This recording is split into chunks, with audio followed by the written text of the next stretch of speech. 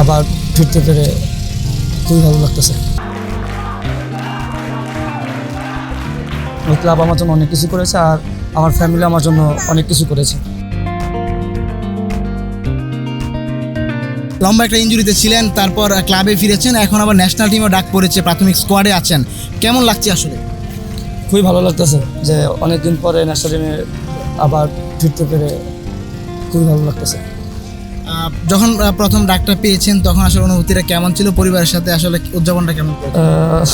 যখন আমি 2018 সালে যখন প্রথম ফার্স্ট ন্যাশনাল টিমে কল পাই তখন যে অনুভূতিটা হয়েছিল, তো এখন যখন আমি স্কোয়াডটা দেখলাম প্রাথমিক স্কোয়াড তখন সেম ওই রকমটাই লাগছে।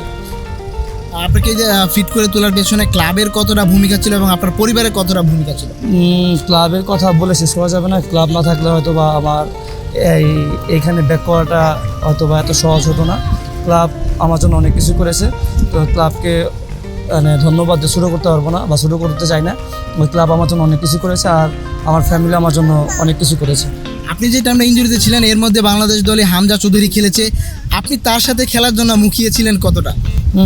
আমি তখন খেলা না চিন্তা করি, তখন আমি চিন্তা করছি একটাই যে আমি কবে ফিট হবো বা কবে মাঠে নামবো। আমি শুধু এই চিন্তাটাই করছি, ভগবানের কাছে শুধু এই প্রার্থনাই করেছি যে কখন আমি মাঠে ব্যাক করতে পারবো।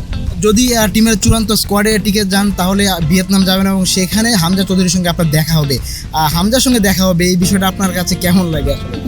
দেখেন, এইটা আসলে অনেক বড় মাপের প্লেয়ার।